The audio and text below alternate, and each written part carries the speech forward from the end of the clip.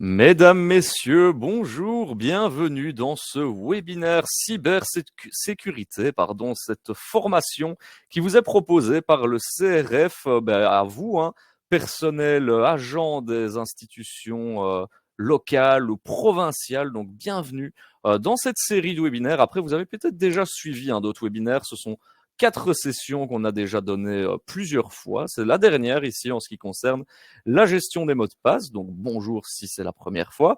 Vous aurez des sujets comme aujourd'hui, la gestion des mots de passe, mais on va parler également d'attaques d'ingénierie sociale, de sécurisation des données, de réseau aussi. Donc voilà, 4 sessions. Vous avez probablement vu le programme.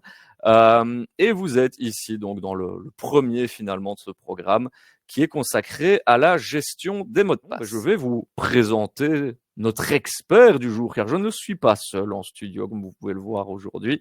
C'est Serge Houtin qui sera là avec nous. Bonjour Serge. Bonjour Adrien, bonjour à toutes, bonjour à tous. Je m'appelle donc Serge Houtin. C'est moi votre formateur aujourd'hui. Je suis indépendant complémentaire et avant cela, il y a 1 an et 10 mois, un grand passif dans la police. J'ai 46 ans de police et de gendarmerie de police derrière moi, dont 22 ans dans la cybercriminalité, du bon côté de la barrière, puisque j'étais chef de service, premier commissaire, chef de service de la Regional Computer Crime Unit, la RCCU, à la police judiciaire fédérale de Mons-Tournai. Donc voilà, en matière de cybercriminalité, de cyberattaques, de ransomware, d'attaques sur les hôpitaux, de PME qui font faillite après avoir subi un ransomware, d'escroqueries en tout genre, du Bénin, de Côte d'Ivoire. Ouais, j'ai une certaine expérience de la chose. Le pull bleu ne t'a pas quitté d'ailleurs. C'est par hasard. C'est le hasard. C'est le hasard, évidemment. Alors, je vais regarder un petit peu du côté du WooClap si vous vous en sortez. Ouais, on a la province du Hainaut, enfin de Hainaut, pardon, qui est là, quasiment la moitié. La Louvière, souvent, est très présent dans nos webinaires. Suit la province de Namur. Tout le monde n'est pas au fait de Wallonie à Namur. Province de Luxembourg, de Brabant-Wallon, de Liège. Donc voilà, on a un peu de tout aujourd'hui. Je vais partager donc les slides de la présentation du jour, donc les mots de passe, et on va voir avec toi, Serge, ce dont on va parler aujourd'hui. Oui, alors les mots de passe, c'est quelque chose où on vous rabâche les oreilles avec les mots de passe, mais c'est tellement important. Encore une fois, je peux vous parler de beaucoup d'expérience là-dedans. C'est très mal géré, globalement. Je fais des sensibilisations en entreprise, dans les administrations publiques, des PME, donc l'entreprise de 5 personnes jusqu'à une entreprise de 2500 personnes. C'est à peu près la même chose partout. La gestion des mots de passe, c'est toujours problématique. On va voir pourquoi et on va surtout voir qu'il y a des solutions très simples, très pratiques. Donc, l'objectif, c'est vraiment de vous sensibiliser à une bonne hygiène numérique, c'est-à-dire, entre autres, une bonne gestion des mots de passe. Je vais vous parler des gestionnaires de mots de passe. Je vais aussi vous expliquer à quoi ça sert un gestionnaire de mot de passe. Ce n'est pas que pour des mots de passe, ça peut servir à d'autres choses. Et puis, on parlera de mesures de sécurité supplémentaires, on parlera de la double authentification, qui est absolument indispensable. On verra aussi l'avenir des mots de passe, et puis vous aurez quelques ressources. Pour ça, il faut rester jusqu'au bout. Il faut rester jusqu'au bout, c'est mieux, effectivement. Voilà. Et les slides aussi que vous voyez à l'écran, vous aurez la possibilité de les récupérer aussi dès que le webinaire sera terminé. On vous expliquera la marche à suivre pour télécharger les slides. Alors, on va rentrer dans le vif du sujet avec une question. On fait appel à vous sur WooClap. Donc, rescannez le QR code si vous l'avez ou si vous remontez, il est toujours là, le lien dans le chat. On vous demande de noter ces pratiques de 1 à 5. 1 étant pas bien et 5 étant très bien. Donc, il y a différentes pratiques qu'on vous demande. Utiliser un même mot de passe pour le privé et pour le professionnel. Utiliser un mot de passe qui combine des chiffres et des lettres. Utiliser un seul mot de passe pour tout. Utiliser des éléments personnels. Changer régulièrement de mot de passe et utiliser des caractères spéciaux. Donc voilà, différentes pratiques finalement. Dites-nous, à votre avis, si vous trouvez ça bien ou pas bien finalement de faire ces pratiques. Et on vous laisse un petit peu répondre parce que vous êtes assez nombreux et pour l'instant il y a 6 réponses, donc le temps de répondre. Donc, je rappelle, soit vous scannez le QR code, et alors vous avez une petite échelle, hein, et vous sélectionnez avec votre doigt sur votre écran, ou alors vous le faites via l'onglet qui se trouve juste au-dessus. Je vais le renoter dans le chat si vous ne l'avez plus. Hop, je vais le renoter là. Voilà, comme ça, vous l'avez, on est sûr. Et on attend vos réponses avec Serge qu'on va analyser ensemble. Alors, généralement, ça coule de source, Oui. ces réponses. Oui, Mais on va voir après que, généralement aussi, ce n'est pas toujours appliqué. Il y a toujours beaucoup de choses qui coulent de source, mais qui ne sont pas appliquées, Adrien. C'est toujours ça le problème. On le sait, mais voilà. J'affiche un peu déjà les résultats qui nous arrivent. Alors, pour vous, clairement, utiliser un même mot de passe pour le privé et pour le professionnel, c'est très mauvais, hein, vu que c'est la réponse 1, note 1 qui ressort. Et pourtant. On est à 4,2 de moyenne comme voilà, une bonne pratique. Utiliser un mot de passe qui combine des chiffres et des lettres. Utiliser un seul mot de passe surtout, c'est assez mauvais selon vous. Utiliser des éléments personnels dans la création d'un mot de passe, c'est pas très bien. Par contre, changer régulièrement de mot de passe, même s'il n'y a pas de menace apparente, c'est très bien. Et utiliser des caractères spéciaux comme des arrobases ou des points d'exclamation dans le mot de passe, c'est encore mieux. Voilà, vous avez déjà balisé finalement qu'est-ce qui est important et à quoi il faut faire attention. Et d'ailleurs, tout nous le résume ici sur ce slide.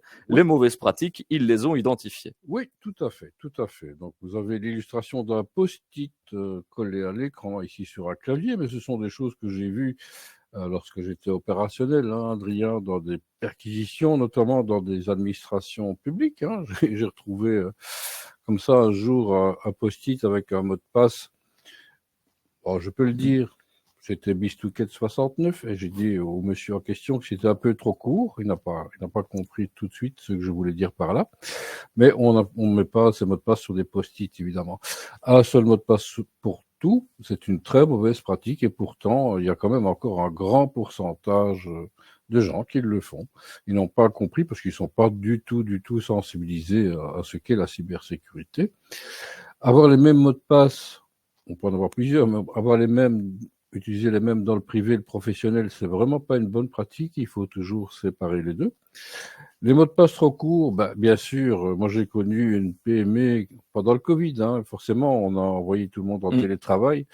Et donc, les gens prenaient le contrôle à distance sur le serveur de l'entreprise et ils se sont fait attaquer. Évidemment, le mot de passe était un mot de passe unique pour tout le monde, c'était le même pour se connecter au serveur. Il était sur 5 positions, 5 caractères. Bon, on verra qu'il faut, bien trop peu. Il faut quelques secondes, voire moins, pour casser ce genre de mot de passe. Éviter tout ce qui est, tous les aspects personnels qu'on peut mettre dans un mot de passe, le prénom avec l'année de naissance, Adrien 1934 par exemple. Tout à fait. Voilà, c'est pas bon, hein. Voilà, il faut toujours, parce que c'est très facile quand on fait ce qu'on appelle de l'OSI, de l'Open Source Intelligence, d'aller deviner votre mot de passe en regardant vos profils Facebook, Instagram, etc. C'est pas très compliqué, mais c'est l'objet d'une autre formation. Et surtout, avoir même un bon mot de passe, mais ne pas utiliser la double authentification, ça, c'est une erreur. Voilà, il faut corriger ça tout de suite. Il faut, dès qu'on le peut, et la plupart des sites corrects le proposent, utiliser la double authentification.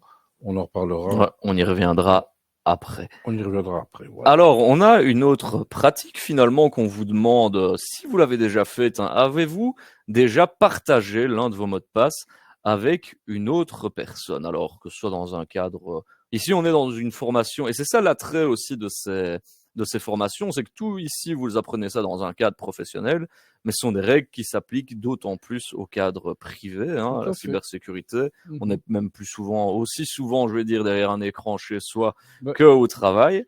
Donc, voilà, ici, on va voir un petit peu les résultats. Mais c'est ce que je disais aussi, Serge, que tu parlais du mot de passe. Il y a parfois aussi des gens qui font des fichiers Word aussi avec tout leur mot de passe. Des fichiers texte, password ou mot de passe.txt qu'on met sur l'écran d'accueil du PC. Oui, c'est pas une bonne pratique. Je vois ici Christina dans le chat qui parle en fait, de phrases mémotechniques, hein, c'est-à-dire qu'on retient une phrase et puis on prend la première lettre de chaque mot, on bidouille un petit peu tout ça en majuscule, on remplace le A par un arrobase. Oui, c'est une bonne façon de faire, hein. Ma grand-mère tire au bazooka, c'est facile à retenir, on peut en faire un bon mot de passe. Le problème va survenir quand on aura besoin d'un mot de passe différent pour chaque compte. Voilà. Quand c'est A ou 2, c'est faisable. Quand c'est comme moi, à peu près 500, c'est beaucoup plus difficile. Donc, mais c'est une façon de faire qu'il faut retenir. Au moins, c'est plus facile de mémoriser une phrase et puis de la transformer. Alors, on va aller faire un petit tour du côté des résultats. Ben oui, 60% nous Oui, disent qu'ils ont déjà partagé un mot de passe avec une autre personne. Et on va pas vous jeter la pierre, parce que c'est très vite arrivé dans le cadre professionnel de, oui, tiens, un tel part en vacances, c'est lui qui a les accès pour accéder à tel logiciel. oui, Ah ben tiens, est-ce que tu peux me l'envoyer? Voilà, c'est oui. très vite fait Voilà. finalement. Alors, ce n'est pas une bonne pratique, mais on sait que dans la vie courante, elle est utilisée couramment. Pourquoi doit-on partager un mot de passe? Adrien vient de le dire avec un collègue parce qu'il est malade, il est en vacances. Peut-être qu'au niveau informatique, au niveau de l'IT, peut-être qu'on pourrait modifier un petit peu le contrôle, enfin la gestion des droits d'accès, tout simplement, en mettant des dossiers en partage, par exemple. Maintenant, oui, on peut partager un mot de passe, d'un point de vue professionnel ou privé, mais on doit le faire de manière sécurisée. Et on va voir comment Et aussi. on va voir comment. Alors, comme Adrien l'a dit tout à l'heure, c'est vrai que tout ce qu'on vous dit ici, ça marche aussi bien au boulot que à la maison. On peut pas être très bon d'un côté et mauvais de l'autre, et inversement. Hein, on est moyen, on est bon, on est mauvais, mais c'est pareil pour tout. Voilà, si on est bon dans le professionnel, on doit être bon dans le privé. On peut pas avoir C'est ça. des niveaux différents. Donc voilà, 60%, vous avez été honnête avec nous, vous avez déjà partagé un mot de passe. Et parfois même, on s'attend à ce que ce soit plus, mais tu le disais justement, et tu as une métaphore avec ça, c'est est-ce que vous prêtez votre brosse à dents, vous? Oui, alors j'ai un site qui s'appelle je partage ma brosse à dents.be. Non, évidemment, non, on ne partage pas en principe sa brosse à dents, ni son mot de passe. Alors, revenons plutôt tout à fait à gauche. À peu près presque la moitié, hein, des utilisateurs utilisent un mot de passe encore de 8 caractères au moins. Ça, c'est la première chose. C'est totalement insuffisant. La règle aujourd'hui, le strict minimum, c'est 13 caractères. L'année passée, c'était 12. Ah, j'allais dire, ça a encore augmenté. Oui, oui, oui, mais ça augmente chaque année. Pour l'instant, ça continue d'augmenter. Donc, un mot de passe correct, je ne vais pas dire un bon mot de passe, je dis simplement un mot de passe correct, c'est au moins 13 caractères. Oui, une personne sur trois, oui, les slides sont pas bons, c'est pas un Belge, hein, c'est une personne, hein. Les autres sont, sont compris dedans aussi, bien sûr, hein. Une personne sur trois communique son mot de passe à d'autres, hein. Mm. Ça pose parfois des problèmes dans le privé, hein. Je ne vous le cache pas que j'ai vu passer beaucoup de dossiers de harcèlement sur mon bureau à l'époque, parce que dans un couple, quand tout va bien, et puis un jour ça ne va plus. On se sépare, et puis voilà, que le conjoint connaît le mot de passe du compte Facebook de la partie qui est devenue la partie adverse, évidemment, et ça commence à Mm. déraper, hein. On commence à avoir du harcèlement, on commence à avoir des fausses publications que madame reçoit beaucoup, et madame elle a des coups de téléphone et on vient sonner à sa porte tous les quarts d'heure. Voilà, donc il faut éviter, hein, ça doit rester privé, un mot de passe. Voilà, tout le monde a son petit secret, le mot de Mm. passe en fait partie. Il y a quand même, bon, c'est vrai que l'étude, elle date d'il y a 3 ans, très objectivement, peut-être que ça s'est amélioré depuis lors, mais on avait quand même 25% de personnes à l'époque qui utilisaient le même mot de passe dans la vie privée et la vie professionnelle. On parle bien d'un seul mot de passe. C'est évidemment complètement insuffisant. Vous imaginez que ce mot de passe, il est dans une fuite de données et il n'y arrête pas d'y en avoir des fuites de Mm. données. J'en ai vu passer 3 grosses la semaine passée en France, chez Harvey, chez Boulanger, etc. On parle de dizaines de millions de logins et de mots de passe qui sont dérobés. Donc si vous en avez qu'un, vous perdez l'accès à tous vos comptes, Facebook, vos comptes de réseaux sociaux, puis vos comptes professionnels aussi, hein. Et il faut savoir pourquoi. Pourquoi est-ce que c'est important d'avoir des bons mots de passe qui tiennent la route? Parce que 90% à peu près, on va pas chipoter à 1%, 90% des cyberattaques où le facteur humain est utilisé, ça commence par un phishing. Alors, tout le monde sait ce que c'est que le phishing, mais je vous garantis que ça fonctionne toujours très bien. Quand on fait des campagnes de phishing en entreprise, la plupart même avec des gens qui sont un peu dans le milieu. Hein. Je connais une entreprise qui est dans le milieu de l'informatique. Voilà, on fait un test d'une campagne de phishing il y a 15 jours. 50% ont cliqué. Hein. C'était juste un mail en disant découvrez les photos de notre team building à Paradisa. Il y a 50% qui ont cliqué sur le bouton et qui ont donné leur login et leur mot de passe. Voilà. Quand vous êtes victime d'un phishing en entreprise, en administration, vous donnez les clés de la porte d'entrée à un hacker. Après, il va faire son boulot, il va devenir Dieu sur le réseau et les ennuis vont vraiment commencer à ce moment-là. Donc, rappelez-vous, un mauvais mot de passe, phishing, c'est à peu près une cyberattaque qui est garantie. Alors le titre de ce slide n'est pas anodin, hein, l'humain premier maillon faible de la cybersécurité, parce que c'est quelque chose qui a été remarqué aussi lors d'audits, et c'est ça qui a conduit à la création de ces webinaires, c'est que généralement l'IT fait bien son travail, tout est bien sécurisé, à peu de choses près, mais l'erreur, comme on dit l'expression, l'erreur est humaine, et lorsqu'il y a une faille, 90% des cas, vient de ce facteur humain. Le facteur humain fait partie des trois domaines, des trois grands domaines des risques et menaces en cybersécurité. Il n'y a pas que ça, bien sûr, mais c'est un maillon extrêmement important. C'est le maillon faible. On constate, la photo, je pense, est assez illustrative. On a cette porte avec le piston dessus. On va dire que c'est la technologie. Hein. Le piston, il est fait pour fermer la porte automatiquement. La procédure, tout le monde la connaît. Elle a été communiquée. La porte, c'est une porte qu'on ouvre en cas d'incendie, évidemment, elle doit toujours être fermée. Puis, il y a quelqu'un qui doit aller fumer sa cigarette ou qui va rentrer le papier pour la photocopieuse parce que c'est plus court de passer par là et qui va aller mettre la cale sous la porte. Et ça, c'est le facteur humain. Et je suis sûr que vous connaissez ça chez vous aussi. Ça existe absolument partout, partout, partout. Même quand j'étais à la police, c'était comme ça. Physiquement, on avait cette porte qui était... Tu l'as prise à la police peut-être, cette photo?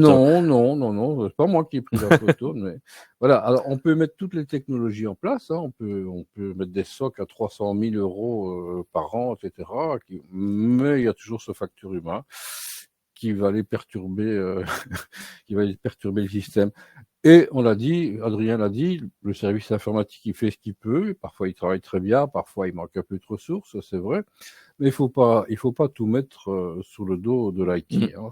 Chacun a son rôle à jouer.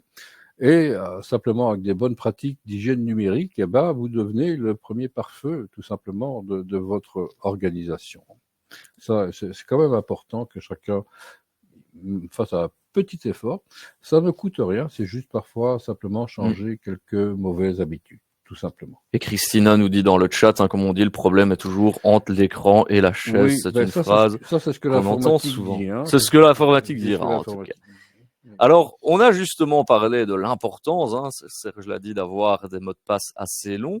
Et on vous pose du coup la question, quels sont les problèmes auxquels vous êtes confrontés lors de la création d'un mot de passe? Et on va faire un petit brainstorming là-dessus. Donc, je vous invite à venir sur le WooClap avec le petit QR code que vous avez à l'écran. Et je vais recopier-coller le lien de participation pour ceux qui utilisent l'onglet. Mais si vous avez l'onglet, laissez-le ouvert parce que, comme je l'ai dit, on va revenir souvent près de vous. Donc voilà, dites-nous un petit peu, qu'est-ce qui pêche lorsque vous devez créer des mots de passe. On va aller voir un petit peu les réponses qui arrivent au fur et à mesure. Mais s'en souvenir, utiliser des caractères spéciaux, on ne peut pas mettre tous les caractères. Retenir tous les mots de passe, trouver de la diversité, parce que c'est vrai qu'il y en a beaucoup. Il y en a qui sont déjà utilisés aussi, c'est vrai que parfois on fait voilà, vous l'avez déjà utilisé, celui-là, vous devez le changer.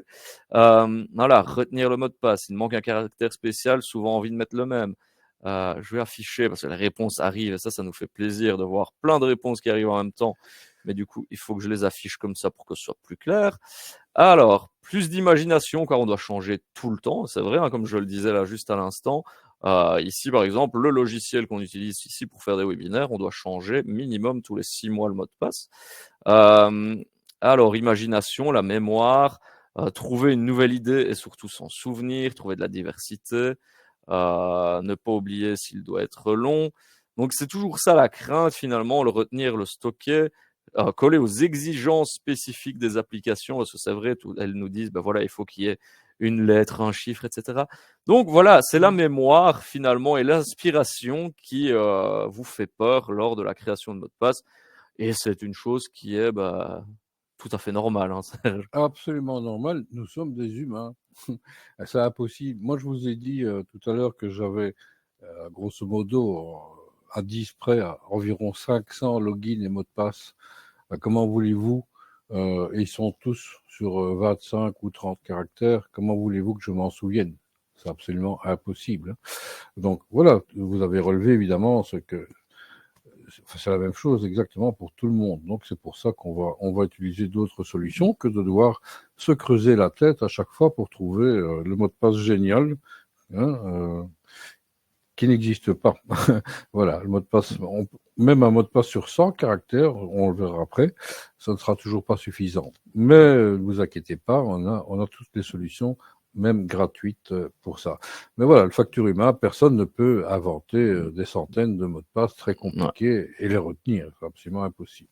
Je regarde un petit peu les réponses, mais c'est effectivement Voilà. le retenir, le trouver finalement, pouvoir innover et le Oui. retenir, hein. J'ai souvent envie de mettre le même, donc je modifie Oui, légèrement. Mais après, j'oublie souvent le nouveau mot de passe. C'est ça aussi, hein. On en met un nouveau en se absolument. disant c'est mieux de faire comme ça, et puis on l'oublie. Donc c'est humain après tout. Oui. Et tu les avais listés également, mais au final, notre public a été plus prompt que Bah, toi à ce évidemment, niveau-là, évidemment. évidemment. Alors, on parle aussi, on va rentrer dans des facteurs un peu plus techniques parce que il y a généralement, on se dit, et tu nous l'as dit ici, Serge, que les mots de passe pouvaient fuiter, mais c'est généralement l'humain qui le donne de lui-même d'une manière ou d'une autre. Tandis Oui. qu'ici, on va parler d'une technique qui là est un peu plus, on va dire, fait appel à un peu plus de Oui. stéréotypes avec vraiment les hackers qui viennent Oui. pour attaquer un mot de passe, le forcer Oui. d'eux-mêmes. Oui. Comment est-ce que ça fonctionne? Ben, c'est ce qu'on appelle globalement la brute force attaque. Alors, tout est dans le titre, hein, il n'y a aucune finesse là-dedans, hein. C'est brut. Alors, comment est-ce qu'on fait? Eh bien, on a des machines, des ordinateurs performants. En fait, on va utiliser non pas le CPU, non pas le processeur de l'ordinateur, mais le GPU, c'est le processeur de la carte graphique. Donc, on a des cartes graphiques extrêmement puissantes, c'est des cartes de gamers. Hein. Les gamers ne supportent pas d'avoir la moindre latence dans leur jeu, donc elles coûtent très cher et elles sont hyper puissantes. Et on va les mettre en ligne comme ça, on va les raccorder ensemble et on va tester toutes les possibilités sur plusieurs longueurs différentes, évidemment. C'est brut, voilà, on essaye. Mais un mot de passe très court, comme j'ai expliqué tout à l'heure, un mot de passe sur 5 positions, ça va prendre quelques secondes, évidemment, hein. Plus le mot de passe va être long, plus ça va être compliqué. Il ne faut pas non plus que ce soit un mot facile à deviner. Donc la brute force attaque, voilà, il n'y a aucune finesse, encore une fois, on essaye, ça passe, on essaye, ça passe pas, on recommence. Et puis dans le même ordre d'idée, c'est exactement le même principe technique, c'est l'attaque par dictionnaire. Alors le dictionnaire, c'est quoi? Ce sont des fichiers de texte qui comprennent des millions de mots qui sont effectivement dans les dictionnaires, mais aussi qui sont des logins et des mots de passe qu'on a récupérés, qui sont disponibles dans le Darknet, le fameux Darknet, hein, où les hackers sont évidemment très très présents. Et là, on parle de centaines de millions de mots de passe qui sont dans la nature. Alors comment ça se fait? Eh bien, chez Boulanger, la semaine passée, vous connaissez la chaîne Boulanger qu'on trouve sur les sites Auchan en France. Ils ont perdu, ils se sont fait voler 27 millions d'identifiants. Avis, je ne sais plus combien, c'est énorme aussi. Mais Facebook, ils les perdent par millions aussi. Donc voilà. C'est pas forcément de la faute de l'utilisateur. Oui, dans un phishing, bien entendu, on va récupérer ces données, mais ça peut être simplement une fuite de données parce que on a inscrit quelque part chez Boulanger, chez Auchan, chez Cora, chez Deleuze, chez Colruyt, peu importe. Et ces entreprises se font attaquer, cyberattaquer, et on va aller voler les identifiants. Pareil dans les hôpitaux, etc. Donc, et les hackers vont s'en servir pour commettre des phishing, pour commettre des escroqueries à votre nom, si c'est vous qui êtes concerné, évidemment. Donc voilà, c'est ça que je voulais dire. Et on va compiler tous ces mots de passe dans des fichiers texte qu'on appelle des dictionnaires et on les passe à la moulinette. Hein, voilà, on essaye. Voilà, dans un dossier, pas un dossier de la PJ belge, un dossier d'un cartel colombien, le FBI avait saisi un ordinateur d'un membre du cartel et ils ont essayé de casser le mot de passe pendant 2 ans. Et ils n'y sont pas arrivés. C'était un bon mot de passe. C'était un très bon mot de passe. Oui. Et je peux vous garantir qu'ils ont d'autres moyens que la police belge, évidemment. Mais donc, l'idée aussi, c'est que l'utilisateur doit bien faire son travail d'avoir un bon mot de passe, mais il faut espérer et s'asssurer derrière que les entreprises, enfin, ou en tout cas, à qui on confie Oui, des oui, oui. identifiants Là, et des mots de passe, on les rentre dans un... sécurise bien aussi. Ah oui, oui, oui. Ça, on rentre dans un autre domaine, Ah. hein, bien sûr. On va parler de la NIS 2, etc., la directive. Mais oui, bien sûr, les entreprises doivent prendre en principe toutes les mesures, et même en les prenant, ça ne marche pas à tous les coups, évidemment. Alors, on va vous poser un nouvelle petite question. Je vais afficher le WooClap. Combien de temps, à votre avis, sur les bases de ce que Serge vient de dire, faut-il pour trouver le mot de passe suivant? Donc, à quelqu'un, un hacker, qui fera une brute force attaque. Pour le mot de passe suivant, donc R majuscule, arrobase 1B7ZK. On a quand même varié, hein. Tout est là, des majuscules, des minuscules, des chiffres, des symboles. Donc, honnêtement, moi, je le trouve plutôt pas mal, ce mot de passe.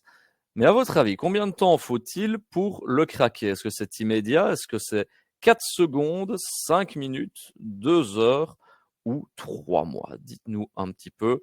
Vous avez déjà compris la tendance, en tout cas, qui se dégage, c'est qu'il est quand même plus ou moins solide, mais c'est l'affaire de quelques minutes. Dans 5 minutes, il est craqué, nous dit un peu plus de la moitié de l'audience. 2 heures, et puis après 4 secondes, certains, 2 personnes nous ont dit 3 mois, ou alors c'est immédiat. Il n'est vraiment pas fort du tout. Alors, on va laisser encore un petit peu voir si ça bouge. Un peu à l'air, les votes ont l'air stables. Alors, on nous a dit 5 minutes, mais c'est moins que ça, c'est 4 secondes seulement. Parce que ce mot de passe, il n'a que 7 caractères, et vous le voyez dans le tableau ici. Eh bien, 7 caractères, colonne tout à droite, numéro des majuscules, des minuscules et des symboles. Ça ne dure que 4 secondes. Donc, c'est quand même pas grand-chose, alors que faut déjà y aller pour le retenir, celui-là, déjà. Oui. C'est un tableau purement informatif, ça va évidemment dépendre du matériel utilisé. Ça donne simplement une idée. Hein. Ne prenez pas ça comme argent comptant. Voilà, hein, mais c'est à peu près ça vous donne un ordre de mesure. Et la photo que vous voyez à côté, c'est ce dont je vous ai parlé. Là, on a un châssis d'ordinateur avec 1, 2, 3, 4, 5, 8 cartes graphiques de très, très, très bon niveau, hein, de très bonne carte graphique qu'on a mis en ligne. Et ce PC est un PC police. Hein, c'est un PC qui se trouvait dans mon service, qui s'y trouve toujours, même si moi je n'y suis plus, et qui permet grosso modo de tester 12 000 mots de passe par seconde. C'est quand même énorme. Et comme on l'avait, c'est pas mal. Enfin, c'est pas du grand matériel. Mais oui, mais pour le grand public, on se dit 12 000 mots de passe par seconde, c'est énorme. Oui. Alors que, comme tu l'as dit, la criminalité a parfois d'autres moyens, et donc d'autres ressources. Donc, oui. voilà, c'est quand même pas mal du tout. Oui. Alors, maintenant, on a dépeint un petit peu tous les problèmes, hein, et vous en êtes bien conscient des difficultés de retenir un mot de passe. Donc, il faut qu'il soit complexe, il faut qu'il soit long. En plus de ça, il faut qu'il soit différent pour chaque site. Donc, on se doute bien que c'est très compliqué de satisfaire à toutes ces exigences, et on va peut-être vous apporter une solution. Peut-être que certains d'entre vous la connaissent déjà. Et c'est justement ce qu'on vous demande, c'est est-ce que vous savez ce qu'est un gestionnaire de mots de passe? Alors, ici, généralement, les réponses sont mitigées sur un moitié-moitié, hein, parce que c'est la 6e fois qu'on donne ce webinaire, et vous ne faites pas exception à la règle, puisque là, on est complètement sur du 50-50, quasiment. Ça dépend de quand je le dis, évidemment, mais là, on est clairement bloqué. Et puis là, ça rebouge, on est revenu sur du 50-50.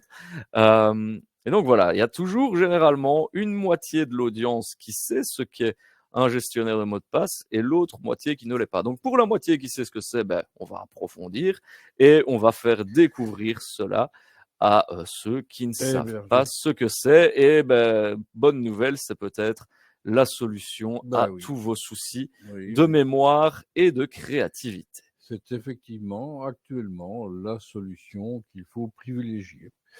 Alors, c'est quoi un gestionnaire de mot de passe? C'est un coffre-fort numérique en fait, hein. Imaginez, vous avez un coffre-fort peut-être à la maison. Ici, c'est la même chose, sauf qu'il est numérique et qu'il va stocker notamment vos logins et vos mots de passe, mais il pourra stocker bien d'autres choses. Alors, c'est chiffré, c'est crypté. Vous dites qu'on ne va pas chipoter sur la sémantique chiffrement ou cryptage. Voilà. En tout cas, c'est illisible pour quiconque n'a pas la clé. Évidemment, tous vos identifiants avec les liens vers les sites web, tous les mots de passe, etc., sont centralisés dans ce coffre, hein, dans ce coffre-fort numérique qu'on appelle gestionnaire de mots de passe. Et évidemment, il faut un mot de passe pour l'ouvrir. C'est ça. Voilà, mais c'est le seul mot de passe qui devrait être très bon, on est bien d'accord, mais c'est le seul mot de passe qu'il faudra retenir. Voilà, c'est comme si vous avez votre coffre à la maison, vous êtes quand même bien obligé de connaître la combinaison pour ouvrir votre coffre-fort. Hein. Eh bien ici, c'est la même chose, mais vous avez un seul mot de passe à retenir et dedans, vous pouvez en mettre 10 autres, 20, 100, 500, 1000, tout ce que vous voulez. Vous n'avez toujours qu'un seul mot de passe à retenir. Donc ça, c'est le gros avantage et c'est vraiment la solution que je vous recommande, d'autant plus qu'on verra qu'il y a d'excellents gestionnaires de mots de passe gratuits. Quand on dit souvent, hein, quand c'est gratuit, c'est vous le produit, mais pas dans le cas présent, pas avec celui dont je vais vous parler, parce que celui-là, il est vraiment très bon. Il est open source, on peut contrôler le code, il n'y a pas de backdoor derrière, et voilà, il est tout à fait bon. Et comme on le voit ici aussi, c'est dans des gestionnaires que tu utilises, Oui. ça ne fait pas que les mots de passe non plus, hein, suivant lesquels on prend, Voilà. bien évidemment. Voilà, en fonction du gestionnaire, il y en a quelques-uns sur le marché, évidemment. Moi, je trouve que, en tout cas, dans les administrations communales, enfin, dans tous les services publics en général, ça devrait être obligatoire. Tout simplement. Surtout qu'en plus, ça coûte rien. Donc, franchement. Donc, avantage du gestionnaire de mot de passe, ça va chiffrer toutes vos données, hein, les logins, les mots de passe et tout le reste. Un seul mot de passe à retenir, je l'ai dit. Il va générer pour vous vos futurs mots de passe pour les nouveaux comptes que vous allez créer. Donc, inutile, on oublie les problèmes de mémoire, comment est-ce que je dois faire pour retenir ma phrase avec 15... on oublie tout ça. C'est lui qui va le faire avec un générateur, il fait ça très bien. En plus, quand vous allez cliquer, enfin quand vous allez aller sur un site web pour lequel vous avez un compte, il va ouvrir tout ça pour vous. Il va remplir vos identifiants, vous n'avez plus qu'à surfer, tout simplement.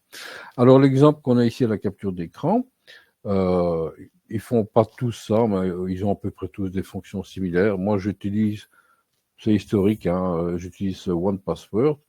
Dans OnePassword, oui, connexion, vous voyez en haut à gauche, connexion, c'est le truc classique, le login, mot de passe. Après, je peux stocker des cartes de crédit, juste des mots de passe, que parfois il n'y a pas de login, c'est juste un mot de passe, par exemple pour un serveur. On ne va pas rentrer dans les détails techniques, mais un serveur FTP, des choses comme ça. Clé SSH, je vous en fais cadeau. On peut stocker plein de choses. Des documents, voilà, des licences, plein de choses. Des fiches d'adhésion, un dossier médical, pourquoi pas.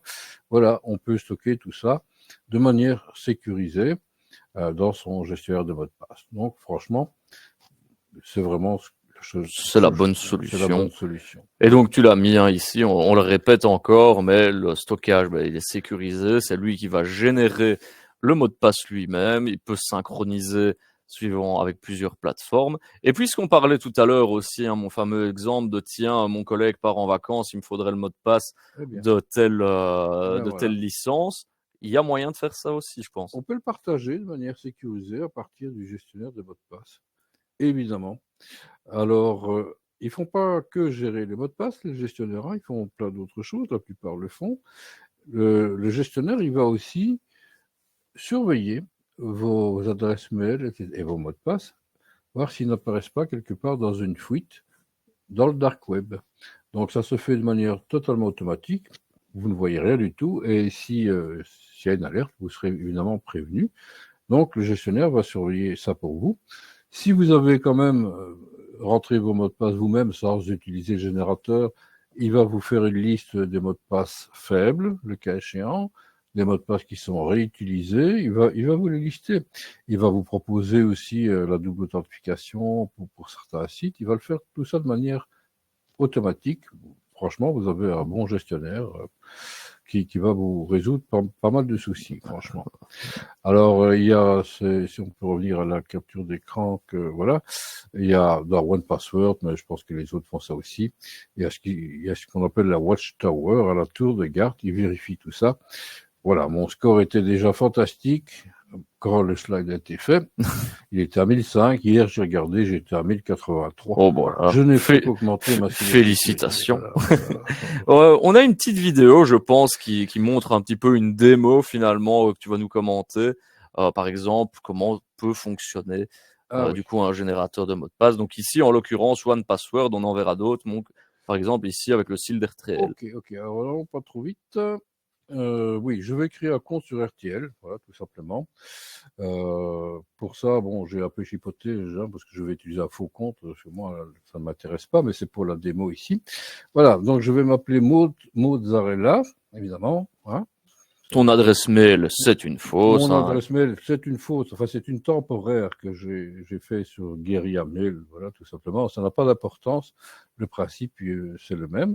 Je l'enregistre dans mon gestionnaire OnePassword, voilà. En tout cas, simplement ici les identifiants, hein, prénom, nom, le mot de passe. Ensuite, j'utilise le générateur de mot de passe, voilà. Je peux choisir le nombre de positions, on est à 24, là je vais monter. Voilà, on peut monter jusque 100, c'est peut-être pas nécessaire hein, d'aller jusque 100, je vais le laisser à 25, et vous voyez le mot de passe en haut qu'il a créé, impossible à retenir, évidemment. Il y a le lien sur la connexion sur le site RTL. Évidemment, comme je crée mon compte, il va encore me demander quelques précisions, hein, sur la protection des données, évidemment, je vais mettre des choses bidons. Et il va devoir m'envoyer, comme d'habitude, un lien de confirmation. Hein. Donc c'est pour ça que j'ai créé une adresse Guerilla Mail. On va revenir sur Guerilla Mail où je vais Donc c'est attendre ta le boîte lien. mail, ça, on va dire. Hein. C'est une boîte mail. Donc où tu temporaire. confirmes ton Et adresse. voilà, RTL m'a envoyé le lien de validation. Je clique dessus et c'est bon.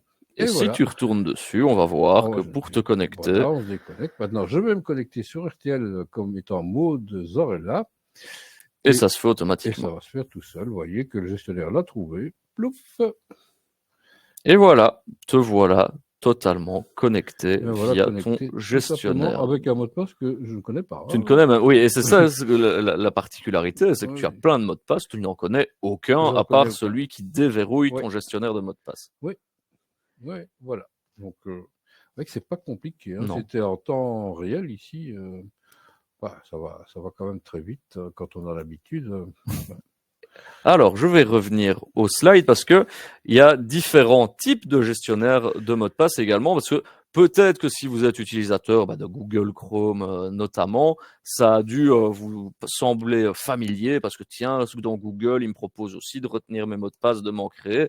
C'est un peu le même principe finalement. Et celui de Google, Chrome, Firefox, Edge, voilà, ils sont intégrés directement au navigateur, mais il y en a plein d'autres. Oui, alors ce que je vous ai montré, OnePassword, c'est basé sur le cloud. Donc c'est chiffré, bien sûr, tout ça se trouve dans le cloud. Ça veut dire qu'il y a une synchronisation qui se fait entre mon smartphone, ma tablette, mon ordinateur, etc. Il n'y a aucun souci. Alors, Adrien a dit, on peut aussi sauvegarder ces mots de passe dans un navigateur Internet. C'est pas interdit, mais voilà, c'est mieux que rien. Hein. Je vais vous dire franchement, c'est mieux que rien. Mais un navigateur Internet, c'est pour naviguer sur Internet. Chacun a son job, c'est pas pour stocker des mots de passe. En plus, c'est sur Chrome. Chrome, c'est Google. Je pense que Google, c'est déjà tout sur nous. Moi, j'ai qu'une confiance très, très limitée dans ces navigateurs, d'autant plus qu'on a déjà connu quelques soucis. Donc voilà, ça existe, c'est possible, tout comme le bloc-notes, ça existe aussi, c'est toujours possible. Mais c'est pas la meilleure façon. Alors, il y en a qui sont basés uniquement sur le bureau, c'est-à-dire qu'il n'y a pas de connexion Internet, enfin, il n'y a pas de synchronisation cloud. Je pense à KeePass, qui est utilisé à la police, notamment. Voilà, ça reste sur l'ordinateur, il n'y a rien qui va transiter sur Internet. On peut le mettre sur une clé USB et qu'on va se balader partout dans le monde avec sa clé USB, vous pourrez quand même y la Vaut mieux chiffrer. pas perdre la clé non Il ne plus. faut pas perdre la clé, sinon vous perdez votre coffre, hein, tout simplement. Mais voilà, il y a encore d'autres solutions, c'est la clé de sécurité, YubiKey, etc. Voilà, Valérie, d'ailleurs, a la une YubiKey, c'est YubiKey. très bien, mais Valérie, c'est pour les gens comme vous et moi, c'est-à-dire les parano, parce que là, c'est purement physique, c'est une clé physique, hein, il n'y a pas non plus de connexion Internet. Oui, ça coûte à peu près $50, une YubiKey, à peu près, il y a plusieurs modèles. C'est peut-être, oui, la meilleure solution, mais c'est pas, tout le monde n'utilise pas des YubiKey, hein, soyons clairs. Si vous êtes utilisateur d'Apple, Mac, enfin iPad, etc., il y a déjà un gestionnaire de mot de passe qui est intégré dans l'écosystème Apple. Il s'appelle Trousseau. Enfin, il s'appelait Trousseau. Ouais, c'est le mot de passe. Maintenant qu'on est passé sur la nouvelle OS, hein, à partir d'aujourd'hui d'ailleurs, à partir d'aujourd'hui pour les Mac, c'est déjà le cas, c'est déjà fait à iOS 18 pour les tablettes et les iPhones. Ça s'appelle mot de passe. Voilà. C'est pas Tout très simplement. original, mais ça marche. C'est droit au but. C'est droit au but, ben oui. Ça marche très bien. Le seul problème que je trouve avec Trousseau ou mot de passe, c'est qu'il ne stocke que des logins et des mots de passe. Donc, il ne va pas stocker vos cartes de banque, il ne va pas stocker votre permis de conduire et des choses comme ça. C'est juste des logins et des mots de passe. Voilà. Mais sinon, ça fonctionne très très bien, hein. Voilà. On a également Oui, d'autres acteurs. OnePassword, tu l'as cité. Tu n'as pas j'ai cité KeePass. Deux autres que tu n'as pas cités. j'ai pas mis tout, évidemment, hein, les plus connus sur le marché. Alors, je vous parle juste de Bitwarden. Pourquoi? Parce que Bitwarden, il est gratuit et open source. Il peut être payant aussi. Mais alors, quand on dit payant, vous avez plus de possibilités de stockage, hein. Sinon, la version gratuite est un peu plus limitée. Et quand on dit payant, c'est 10 dollars par an. Donc, Ça reste des prix quand même fort raisonnables. Bitwarden est très très utilisé dans les entreprises. Ça, j'ai constaté que c'est très très utilisé. C'est un excellent gestionnaire de mots de passe. Vous aurez des explications dans le bonus quand on verra le dernier slide. Il est open source, donc c'est-à-dire que les informaticiens, les gens qui connaissent le code, peuvent aller voir le code de Bitwarden et peuvent voir qu'il n'y a pas une backdoor, quelque chose, une saloperie, pardonnez-moi l'expression, qu'on aurait placé là pour espionner vos données. Non, pas du tout. C'est complètement transparent. Voilà, donc Bitwarden, c'est à recommander. OnePassword, il y a une version gratuite, mais bon, si on veut vraiment profiter, il faut passer à la version payante. C'est plus cher que Bitwarden. Donc, il faut faire un peu son petit marché, finalement. Oui, KeePass, pareil, hein. KeePass est gratuit, hein, open source aussi. Et bon, on a une petite démonstration, justement, sur Bitwarden où tu nous présentes en vidéo comment ça fonctionne, un peu sur le même principe que celle de tout à l'heure. On vous montre ça et on vous retrouve juste après. Nous allons voir comment utiliser l'add-on de Bitwarden dans notre navigateur. En l'occurrence, ici, il s'agit de Brave, qui est un fork de Chrome, peu importe. Nous allons faire une recherche Google pour trouver notre extension à ajouter dans notre navigateur. Je tape simplement ici extension Chrome Bitwarden en fonction de votre navigateur, bien sûr. Voilà, c'est le premier lien sur lequel il faut cliquer. Dans le cas présent, mon add-on est déjà installé, donc je ne vais pas évidemment le supprimer, je vais le laisser. Dans votre cas, vous cliquerez sur installer et ça prend 3 ou 4 secondes et vous trouverez cet add-on dans votre barre d'outils. Ensuite, je vais me connecter sur une page pour laquelle je sais qu'il y a un identifiant, un login, un mot de passe à insérer. Vous voyez que sur l'icône de l'add-on, il y a déjà un petit chiffre qui s'est affiché. Ça veut dire que Bitwarden a accès à ce site. Ça veut dire qu'il y a un login et un mot de passe qui sont stockés dans mon gestionnaire de mots de passe. Pour me loguer, je n'ai qu'une chose à faire, c'est d'aller cliquer dans la zone identifiant ici, et on voit que Bitwarden a déjà trouvé ce qu'il fallait remplir pour moi. Je n'ai qu'à cliquer ici, et vous voyez que mon identifiant et mon mot de passe que je ne connais absolument pas sont déjà pré-remplis. Je n'ai plus qu'ensuite qu'à cliquer sur le bouton connexion. Ça prend une seconde, et je suis connecté sur le MOOC de l'ANSSI pour suivre ma formation e-learning. Oui, en fait, c'est très simple. Il n'y a pas grand-chose à faire, si ce n'est connaître son mot de passe général pour ouvrir son gestionnaire. Maintenant, à vous de jouer. Pour la suite.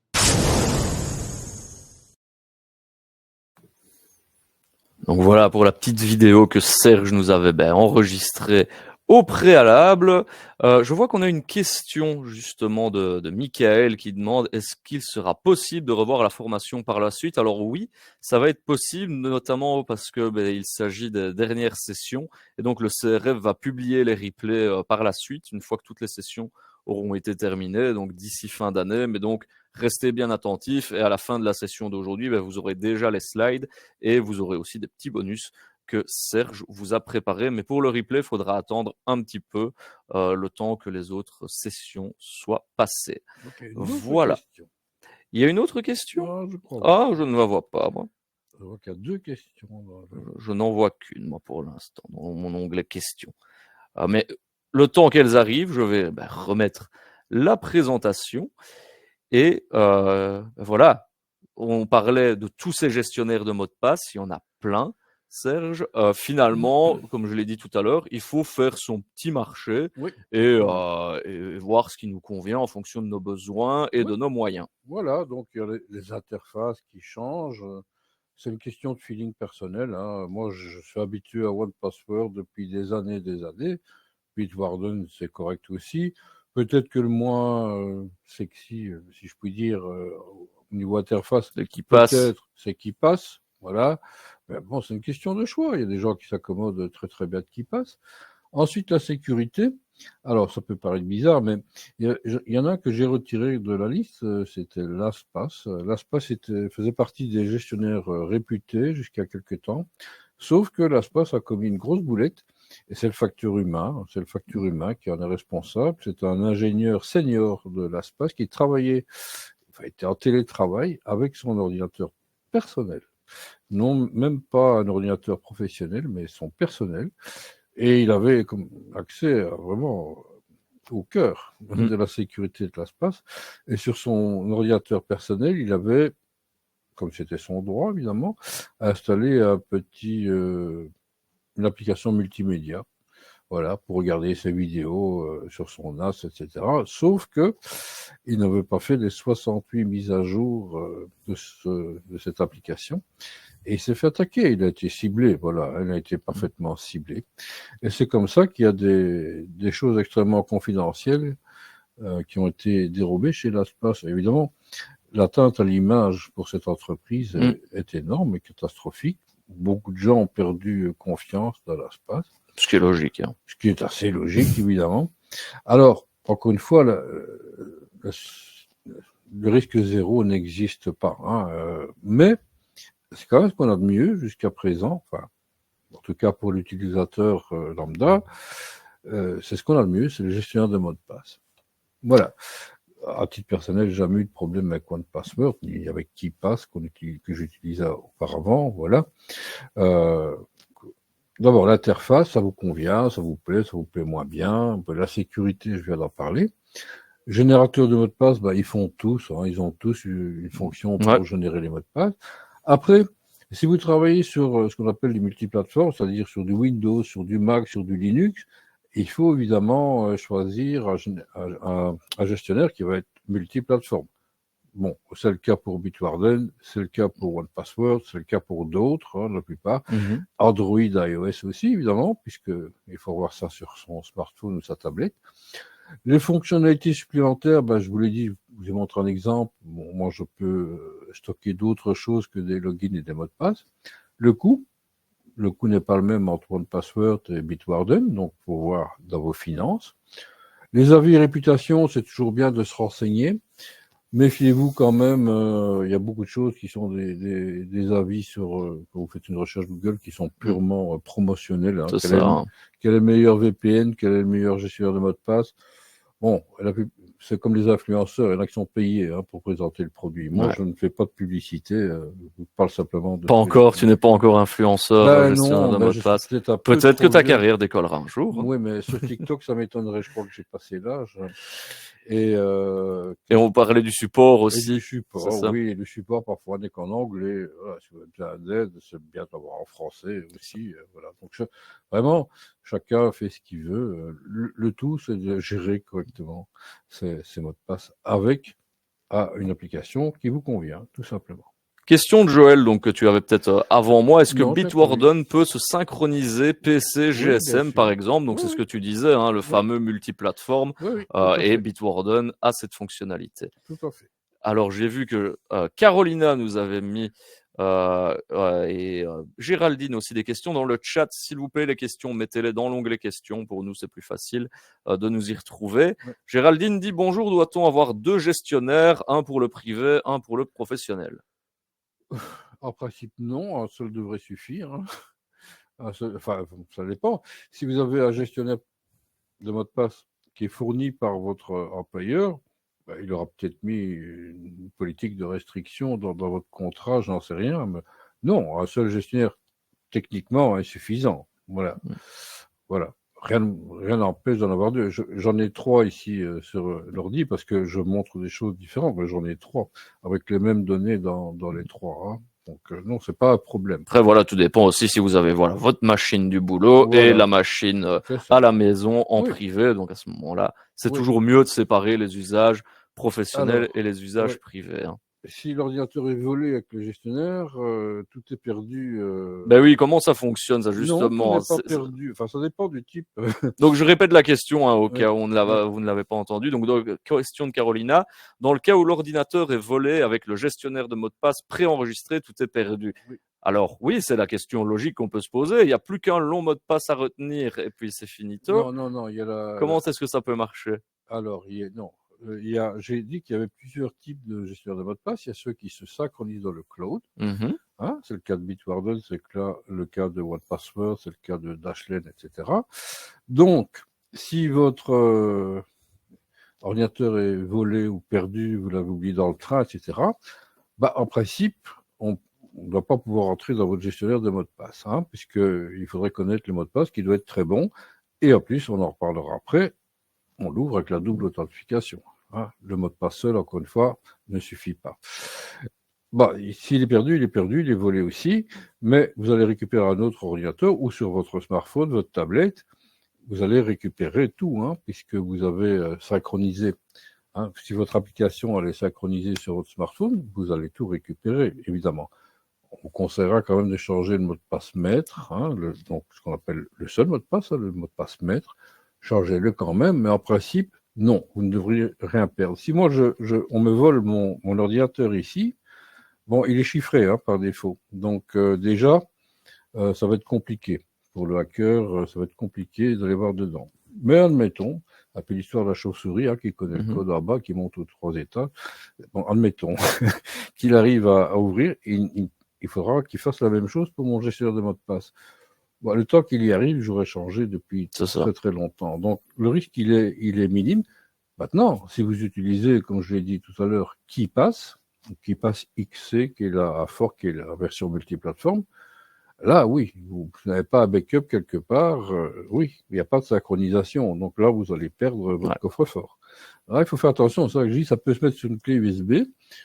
Voilà, mais c'est dangereux. À prendre en compte finalement lors du choix Ouais, du exactement. gestionnaire. C'est dangereux. Moi, je trouve ça dangereux parce que tout le monde a déjà perdu une clé USB, hein. Je pense, enfin, moi, en tout cas, ça m'est arrivé. Je pense aussi que dans l'assemblée, ça doit être le cas. Mais mes clés sont chiffrées, donc.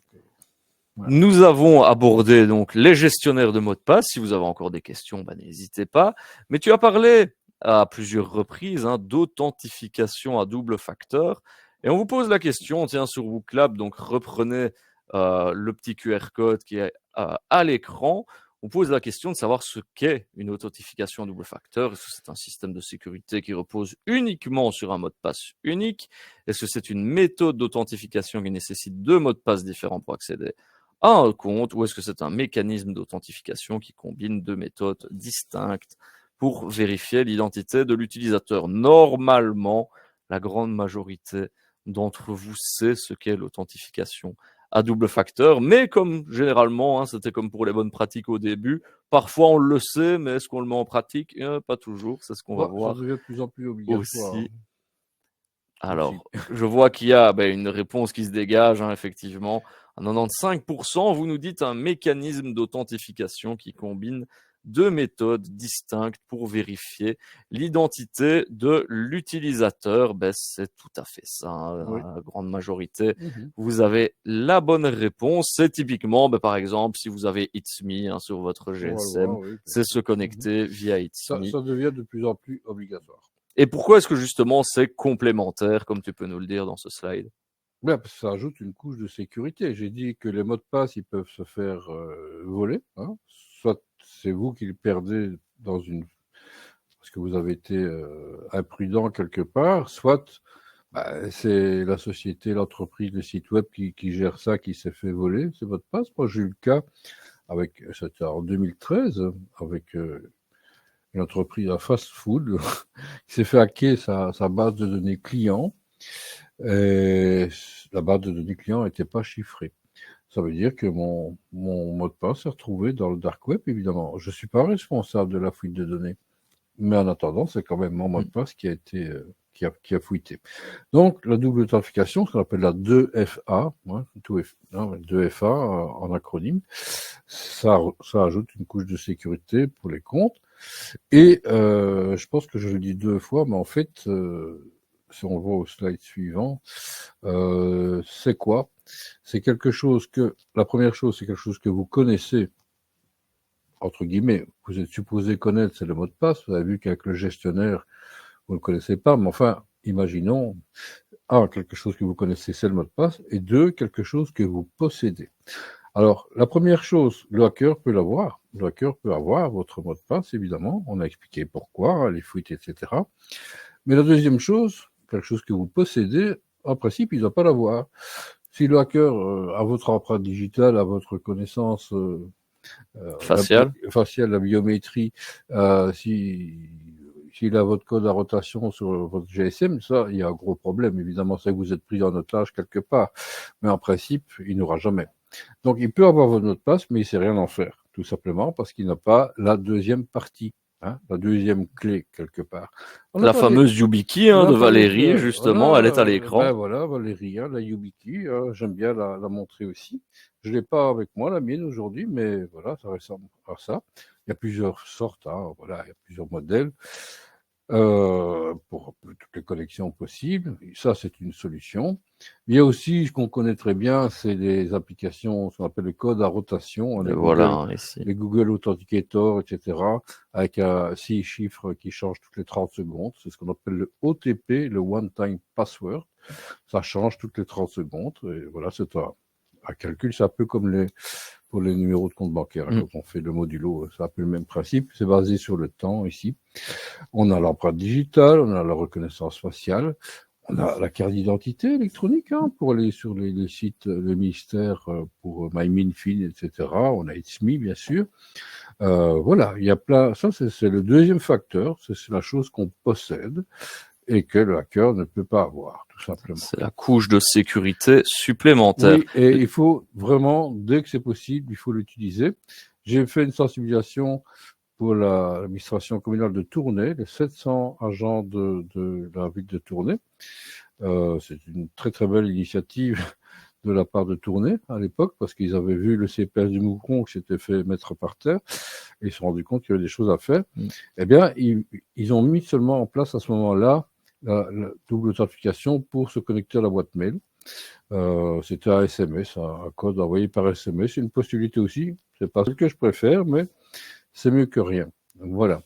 On avait constaté, par exemple, à Tournai, qu'il y avait une personne, soi-disant, qui s'était trompée pour se loguer sur sa boîte mail, qui s'était trompée 1208 fois de mot de passe sur 12 heures de temps. On dit, il y a deux choses qui ne vont pas. Elle est très persévérante. Oui, 1208 fois, c'est beaucoup, et 12 heures de temps, administration communale, c'est pas possible. Donc voilà. Laetitia nous disait tout à l'heure, hein, dans le chat, j'avais remarqué, problème de la double authentification, c'est que ça nous rend dépendants de nos GSM. Quand on l'oublie, ça ne fonctionne pas. Bah oui, c'est un peu le principe, justement, de cette oui, il y a toujours fameuse. des petits inconvénients, bien sûr. Ça prend un peu plus de temps, évidemment. Mais voilà, c'est un moindre mal par rapport à la sécurité que ça fait gagner. Alors, je vous dis tout de suite que on peut contourner la double authentification, hein. Il y a des hackers qui peuvent la contourner. On va pas parler de cookies de session, des choses comme ça.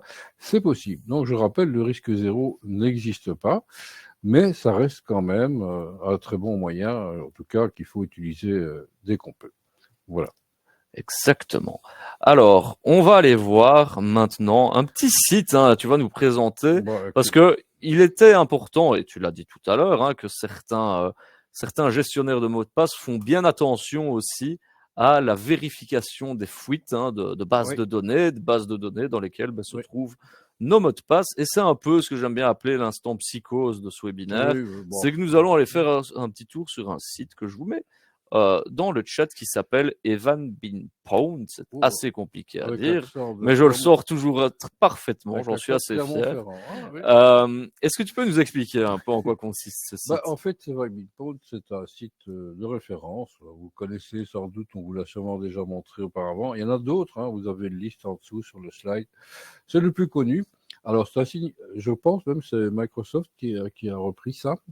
Vous testez, il n'y a pas que les emails, on peut tester d'autres choses, mais vous pouvez vous connecter et vous rentrez votre email professionnel, votre email privé, ce que vous voulez. Et vous allez voir, on fait une recherche. Si vous avez un écran rouge en dessous, c'est la version gratuite que vous allez tester, c'est qu'il y a un problème. C'est que votre mot de passe, il est dans une fuite quelque part. Alors moi, j'en ai un, je vous ai parlé d'une adresse qui m'est arrivée en 2013, c'est une adresse Gmail, c'était chez Domino Pizza. Maintenant, vous savez que Domino Pizza s'est fait hacker sa base de données clients.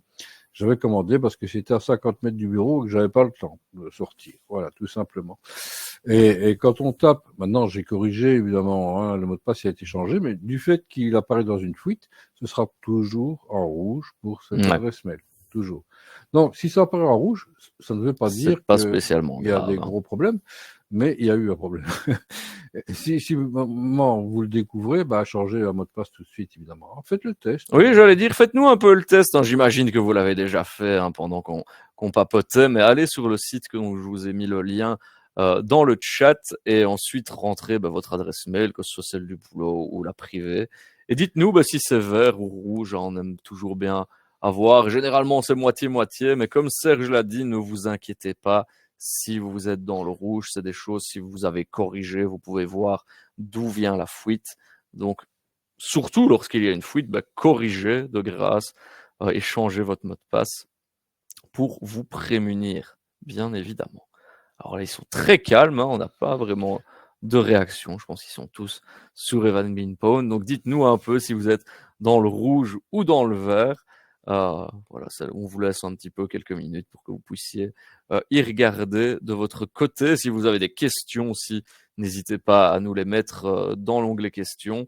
Jean-Marie nous dit, voilà, 2 adresses mail dans le vert, une dans le rouge. Voilà, 2 sur 3, c'est pas mal. Euh, une dans le rouge, nous dit Géraldine. Voilà. Et voilà. Il y a d'autres liens aussi que tu as mis Oui, oui, oui, oui. dans ce slide. Bien Serge, sûr. c'est un peu le même ordre d'idée Oui, du coup. oui, bien Donc vous pourrez sûr. aller faire un petit tour justement sur ces liens qu'on vous a laissés dans les slides. Donc je vous expliquerai d'ici quelques minutes, hein, lorsque le webinaire touchera à sa fin, comment les récupérer. Anne nous dit les deux sont dans le vert. Pro vert, une privée verte, une privée rouge, mais vous savez qu'il y avait eu des fuites de données avec celle-là, nous dit Margot. Donc pas de surprise. Alors, on nous demande tes coordonnées, Serge. Donc, Christina, comme je vous l'ai dit, envoyez-moi un mail à l'adresse webinar@technofuturtic.be. Quelqu'un veut mon numéro de téléphone? Je vous mettrai en relation. Il n'y a pas de souci à ce niveau-là. On va pas divulguer les adresses, évidemment, en webinaire et en public. Alors, Laurent nous dit les deux sont dans le vert. Michel, on lui dit la privée rouge, 2 dans le vert, nous dit Marie. Annick, une en vert, une en rouge. Donc voilà, c'est bien, on a un peu de tout, hein, finalement. C'est toujours un petit sapin de Noël, hein, quand on demande Oui, à oui. notre public Oui. comment se sont comportés les résultats de Have I Been Pwned. C'est toujours ce vert rouge. On n'a jamais eu tout du rouge ou tout du vert, donc ça va, on est ici. Tout est au vert, nous dit Aurélie. Donc, parfait, c'est ce qu'on a envie de voir. Mais donc, comme on l'a dit, hein, et comme la Serge l'a dit surtout, si vous avez une adresse rouge, peut-être que ce sont des fuites qui ont déjà été signalées, vous avez peut-être déjà changé de mot de passe. Oui, oui, Donc, il si n'y a je- pas de ouais. stress non plus à avoir, mais Non, faire un petit check de temps en temps et se rassurer, hein, ça fait toujours du bien. ça ne mange pas de pain. Effectivement. Alors, on va faire un bond dans le futur maintenant, parce que peut-être que tout ce qu'on vient de vous expliquer sur les mots de passe pourrait d'ici quelques années, on va dire le temps que la technologie se développe Oui, et mais ça. se popularise, Oui. être obsolète parce que arrivent des fameux passkeys. Les Qu'est-ce que c'est les passkis, passkeys, Serge? les passkis, c'est l'avenir, Adrien. C'est ce qui va remplacer petit à petit, ça fonctionne déjà hein, sur de plus en plus de sites web. C'est une nouvelle technologie de connexion. Tout simplement, c'est basé, on va pas rentrer dans des choses très techniques, c'est basé sur la cryptographie asymétrique, c'est-à-dire une clé publique qui est sur le site, Google ou autre chose, et une clé privée qui est non pas un mot de passe, mais qui est simplement du bout de code, hein, c'est très compliqué la crypto, hein, qui est stocké sur un périphérique, c'est-à-dire une tablette, un smartphone, un ordinateur. Ça peut se synchroniser entre les appareils, évidemment. Et en fait, quand on se connecte, je rentre pas trop dans les détails, mais quand on se connecte en utilisant les passkeys, il n'y a pas d'échange, il n'y a pas un mot de passe qui transite sur Internet. C'est simplement un calcul.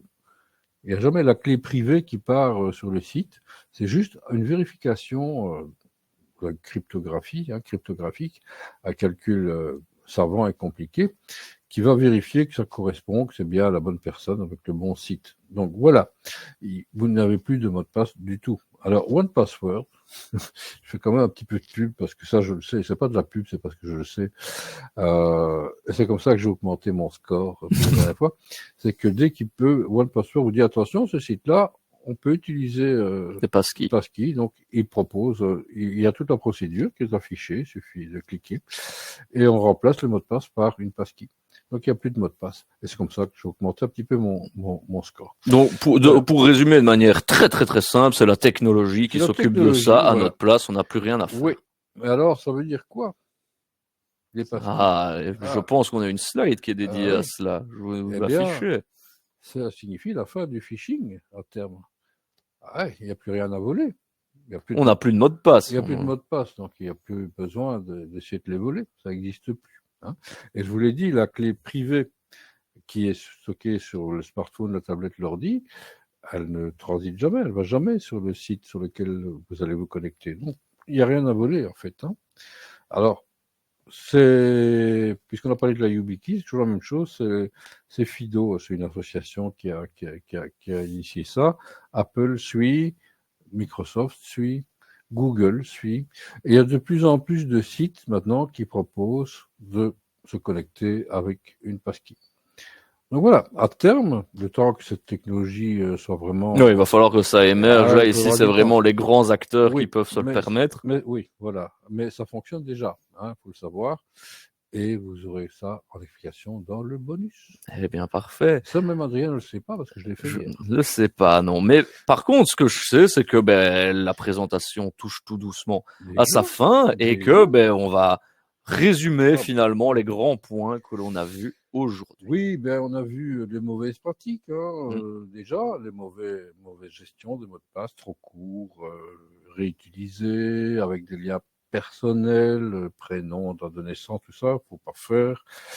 On a vu, maintenant, il y a quand même la moitié des gens, vous êtes 74, je vois ici, il y a quand même la moitié qui ne savait pas ce que c'était un gestionnaire de mots de passe. J'espère que maintenant, vous avez une meilleure idée et surtout que vous avez compris l'utilité et la facilité. Bon, il faut le temps de le prendre en main, on est bien d'accord, mais une fois que vous aurez manipulé ça quelques minutes, vous allez voir que c'est très simple. Ça reste une très très bonne solution actuellement, avant d'utiliser les passkeys, évidemment.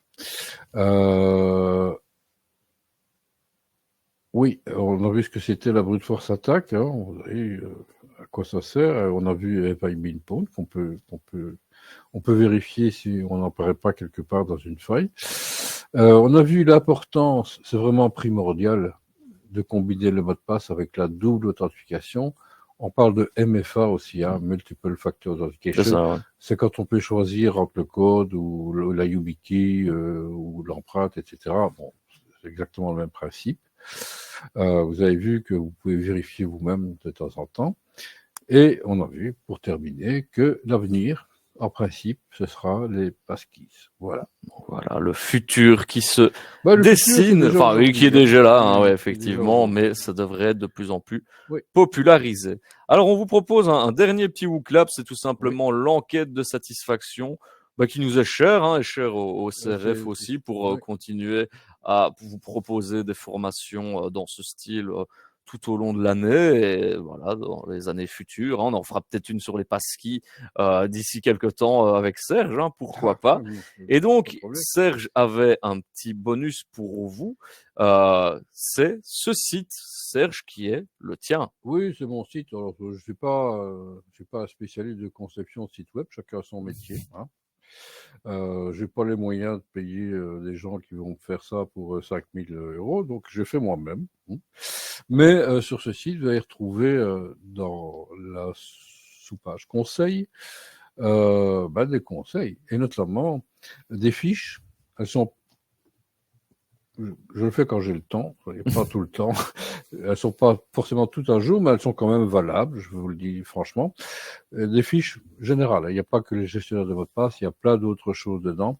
Et hier, j'ai ajouté un petit tuto sur Bitwarden qui est je pense, qui est complet. Franchement, si vous partez de zéro pour arriver à l'utilisation, on a parlé de synchronisation, tout ça c'est expliqué là-dedans.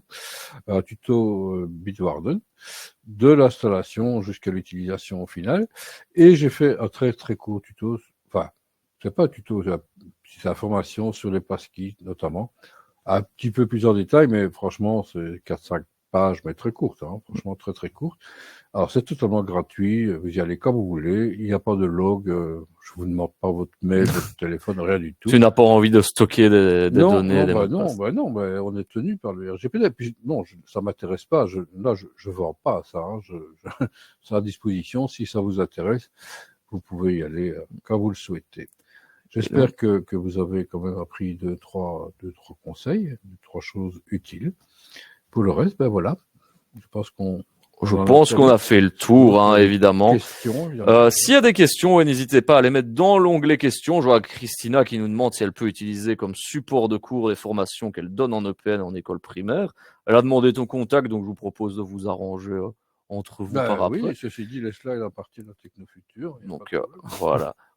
Euh, alors, si vous n'avez pas de questions, bah, vous avez le temps de les poser. Moi, je vais vous expliquer comment récupérer les slides de cette présentation hein, que vous avez eu à votre écran la majeure partie du temps.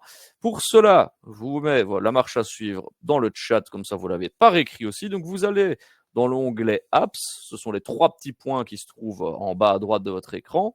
Ensuite, vous cliquez sur partage de fichiers, c'est une flèche descendante d'un nuage, et puis ensuite vous cliquez sur télécharger, et là se trouvent justement les slides de Serge. Donc, je rappelle la marche à suivre, l'onglet Apps, donc les trois petits points, partage de fichiers, le petit nuage, et puis le bouton télécharger, et là vous avez la possibilité de télécharger les slides du jour, donc dans lesquels vous allez retrouver également les liens que Serge a mis en dernier slide. Et comme je l'ai dit tout à l'heure, les replays, eux, seront accessibles un peu plus tard, d'ici quelques semaines, via le site du CRF. Donc ça, vous serez tenu, bien évidemment, au courant lorsqu'ils seront publiés. On a déjà beaucoup de remerciements, hein, Serge, à part de Margot, de Anne, d'Aurélie, de Ben, c'est Blandine. moi qui Enfin vous voilà. remercie d'avoir assisté. Plus de questions, visiblement. Ta présentation était assez claire et limpide. Si vous n'en avez pas d'autres, eh bien, on va clôturer ici tout doucement. Et tu as le remerciement qui arrive hein, de Julien, Anthony, Marilyn, Isabelle, Valérie nous dit merci, c'était plaisant et instructif. Bah, c'est le but, hein, finalement. C'est vrai que la cybersécurité, ça peut faire peur au premier abord, ça peut paraître un truc très geek, mais finalement, c'est tout ce que, on utilise tous finalement des outils numériques aujourd'hui. Et donc, les sécuriser vos pratiques, c'est évidemment primordial. Sur TikTok ont plus de succès. C'est sûr, mais bon, voilà. On essaye de faire ce qu'on peut aussi. Mais voilà. Merci à toutes et tous de nous avoir suivis. Fernellement, on vous remercie, nous dit Florian. Si vous n'avez pas encore suivi le prochain webinaire qui lui sera consacré aux attaques d'ingénierie sociale. Donc, qu'est-ce que c'est les ingénieries sociales? C'est ce qu'on a parlé notamment tout à l'heure, c'est le phishing. On peut continuer. Ah, mais non, on va pas aller empiéter sur d'autres plates-bandes. Mais donc, ce webinaire, il aura lieu le 14 octobre. Vous allez être redirigé directement, une fois que le webinaire va être fini, sur la page d'inscription de ce webinaire si vous n'êtes pas encore inscrit. Donc voilà, le 14 octobre, et je regarde l'heure, ce sera à 14 h également. Donc voilà, à peu près dans les mêmes dispositions qu'aujourd'hui. Mélissa nous dit pour conclure, merci pour ces précisions qui seront bien utiles dans le privé que dans le professionnel. Belle fin de journée à tous. Belle fin de journée à vous toutes et tous. Merci Serge pour ta présence et à bientôt. À bientôt Adrien et bon après-midi à toutes et à tous. Merci d'être venus. Au revoir, à bientôt.